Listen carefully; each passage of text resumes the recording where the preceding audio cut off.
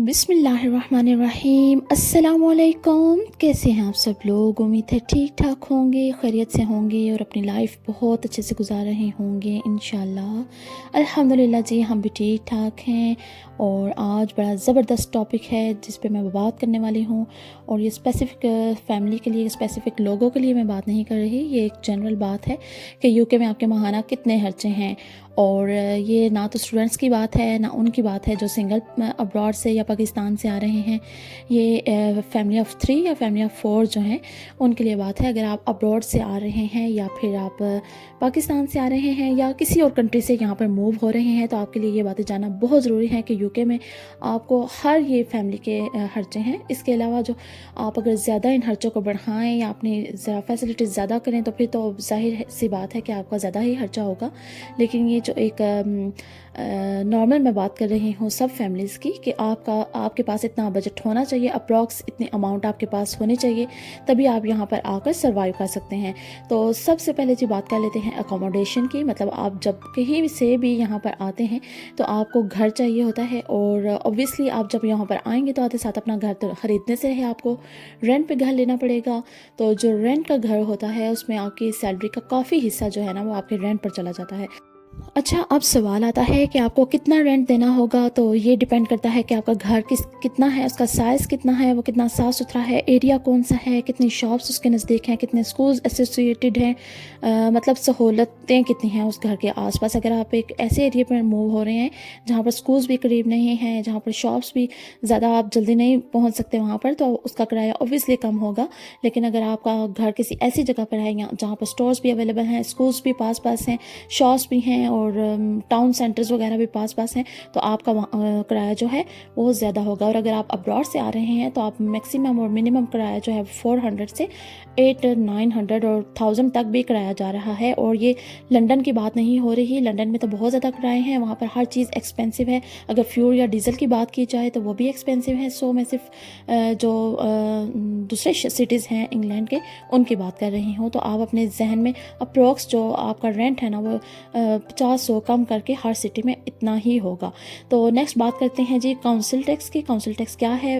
अगर आप नहीं जानते तो मैं बता दूं, ये लोकल सर्विसेज हैं, आपके rubbish collection, schools, parks, road maintenance और पुलिस पार्क्स वगैरह जो होते हैं ये काउंसिल टैक्स में आते हैं। और आपका काउंसिल टैक्स क्या होगा फिर वही डिपेंड करता है आपके काउंसिल पे, आपके एरिया पे, आपके घर पे। 2 बेडरूम जो काउंसिल टैक्स है वो आप अपने जहन में रखिए 100 से 150 तक जो है आपको काउंसिल टैक्स पे करना पड़ेगा। और ये जो काउंसिल टैक्स के हवाले से मैंने आपको इन्फॉर्मेशन दी है, ये 2 बेडरूम हाउस के लिए है। और अगर आप फैमिली ऑफ 3 या 4 हैं तो आपको 2 बेडरूम ही हाउस लेना होगा, आप 1 बेडरूम में नहीं रह सकते। और ये जो स्टूडेंट यहाँ पर आए हैं उनके लिए बहुत एग्जेम्पशन है इसमें काउंसिल टैक्स में, और जो स्किल्स वीज़ा पर आए हैं उनको ये पे करना होगा। तो नेक्स्ट जनाब आ जाते हैं, काउंसिल टैक्स की भी बात होगी, रेंट की बात होगी। अब बातें हैं जी ग्रॉसरी एक्सपेंसेस की तरफ। और ये जो ग्रॉसरी का टॉपिक है ये तो एक काफ़ी लंबा चौड़ा टॉपिक है, इस पर एक अलग से व्लॉग बनाया जा सकता है। लेकिन फ़िलहाल मैं आपसे मुख्तसर सा शेयर कर रही हूँ कि ग्रॉसरी में एक है मंथली ग्रॉसरी और वीकली ग्रॉसरी। मंथली ग्रॉसरी में क्या होता है, आपको आटा, दालें, चावल, बेसन, मसाले वगैरह जो है हम लेकर एक ही दफ़ा रख देते हैं पूरे मंथ के लिए। तो इस पर आपका कितना खर्चा आता है? आपका खर्चा आ जाता है जनाब 100 से 120, 125, 130 इतना आपका खर्चा आ जाता है। और वीकली जो ग्रॉसरी है उसमें क्या होता है, आप जो डेली का आपका दूध होता है, फ्रूट्स होते हैं, और अगर आपका छोटा बच्चा है तो आपको पैम्पर, सीरियल्स और इस किस्म की ये जो हम अभी जो कर रहे हैं ये आपको चाहिए होती हैं। तो इस पे भी बहुत ज़्यादा खर्चा आता है, मंथली ग्रॉसरी से ज़्यादा इस पर खर्चा होता है। इस पर आपके आराम से 100 से 150 जो है पाउंड्स लग जाते हैं। और ये होगी जी ग्रॉसरी की बात। और ग्रॉसरी में मैंने आपको मटन और चिकन की भी जो एक्सपेंसेस हैं वो शामिल करके बताए हैं। जो आप अगर एक हफ्ते में 1 kg 2 kg मटन लेते हैं, 1-1.5 किलो जो है वो चिकन यूज़ करते हैं, कीमा या जो डिफरेंट इस किस्म की जो चीज़ें होती हैं मीट के हवाले से, तो वो भी मैंने इस एक्सपेंसेस में शामिल किए हैं।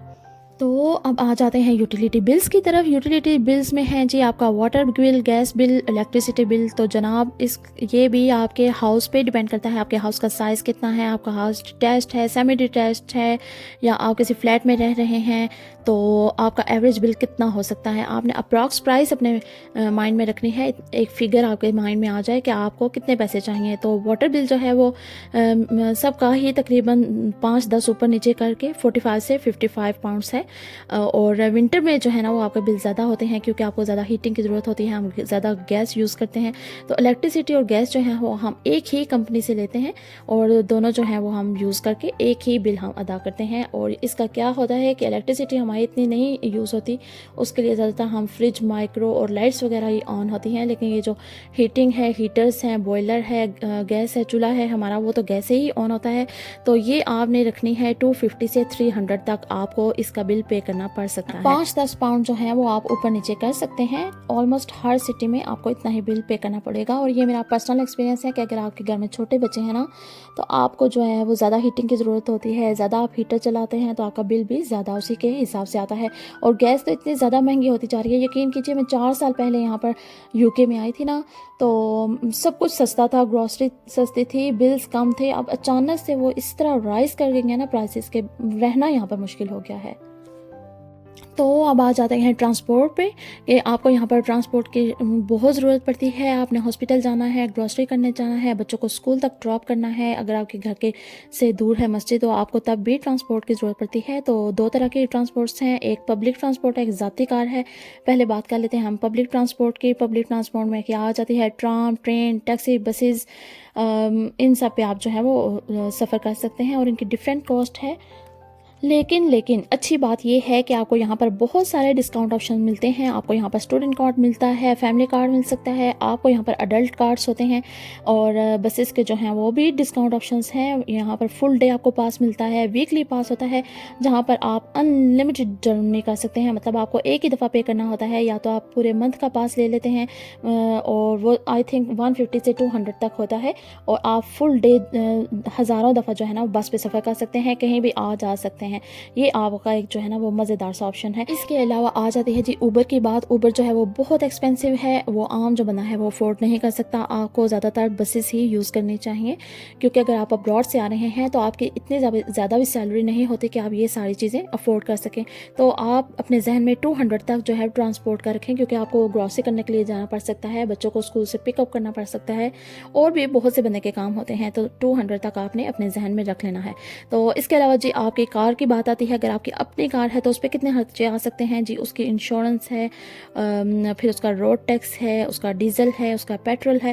تو مطلب بہت زیادہ اس کے اپنی کار کے بھی خرچے ہوتے ہیں. اپنی کار کا کیا ہے کہ اگر آپ کی انشورنس ہے نا تو یہ بھی ڈیپینڈ کرتا ہے کہ آپ کا کتنا اولڈ لائسنس ہے, آپ کی ایج کیا ہے, تو آپ کی کار کی کیفیت کس طرح قسم کی ہے, کتنی ایکسپینسو ہے وہ. تو انشورنس بھی جو ہے نا وہ عام جو بندہ ہے جو گھر میں یوز کرتا ہے گاڑی, اس کی بھی 100 سے ابو چلی جاتی ہے, مطلب 150 170 اس طرح سے آپ نے اپنے ذہن میں رکھنا ہے. تو روڈ ٹیکس جو ہے وہ ہر بندے کو مسٹ پے کرنا پڑتا ہے, تقریباً وہ بھی آئی تھنک 25 سے 35 تک ہوگا. اس کے علاوہ جی آ جاتی ہے فیول کاسٹ, ڈیزل کاسٹ. اچھا ساری دنیا میں نا فیول جو ہے وہ مہنگا ہے اور ڈیزل سستا ہے, لیکن یہاں پر الٹا حساب ہے, یہاں پر ڈیزل کی ہائی پرائسز ہیں اور پیٹرول جو ہے وہ اس کی کم پرائسز ہیں. سو جناب آپ کو اس کو بھی 150 سے 200 تک آپ کو پر منتھ پڑ سکتا ہے اپنی اگر آپ کی بھی کار ہوگی. تو یہ تو بات ہو گئی ہے ٹرانسپورٹ کی. اب آتے ہیں جی اپنے انٹرنیٹ کی طرف. انٹرنیٹ کو آپ کو کتنا زیادہ پے کرنا پڑتا ہے. ٹی وی لائسنس ہے اس میں. اچھا ہمارے جو اپنے ایشین لوگ ہیں نا وہ ٹی وی لائسنس آپ کم ہی لیتے ہیں, جیسے کہ ہم بھی ہیں, ہم بھی ٹی وی لائسنس نہیں لیتے کیونکہ ٹی وی پر آج کل انٹرنیٹ کا دور ہے. یوٹیوب پہ یا جو اور بھی نیٹ فلکس ہیں, یہ وہ بہت ساری ایپس نکل چکی ہیں, تو آپ وہاں پر ہر چیز انجوائے کر سکتے ہیں, ڈرامے, ٹی وی نیوز, ہر قسم کی چیزیں دیکھ سکتے ہیں. تو ٹی وی لائسنس اگر آپ کے پاس ٹی وی ہے تو آپ کو 15 سے 20 پر منتھ پے کرنا ہوگا.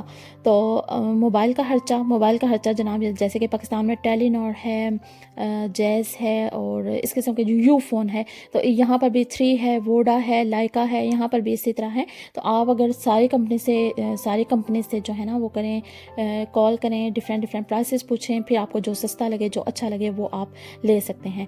اور یہ جو موبائل کاسٹ ہے نا اس کو بھی آپ کو 30-35 تک پر منتھ دینے ہی پڑتے ہیں. جیسے کہ میرے ہسبینڈ ہسبینڈ ہیں وہ £30 پر منتھ دے رہے ہیں انٹرنیٹ کا، کیونکہ وہ باہر جا کے کام کرتے ہیں، انہیں باہر بھی انٹرنیٹ کی ضرورت ہوتی ہے، اور جو گھر کا انٹرنیٹ ہے اس کے بھی ہم £32 پے کر رہے ہیں۔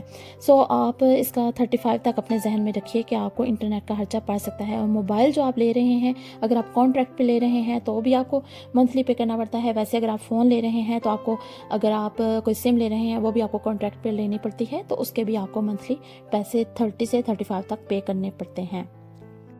تو جناب جلدی سے میں نے بہت کچھ ایکسپلین کر دیا ہے۔ لاسٹ بٹ ناٹ لیسٹ کہ منتھلی سیونگ بھی آپ کی ہونی چاہیے، کہ آپ تھوڑے پیسے اگر آپ ایک غلہ بنا لیں تو وہاں پر رکھ لیں، یا ویسے بھی اگر آپ کر سکتے ہیں تو آپ الگ سے سیونگ ضرور کیا کیجیے۔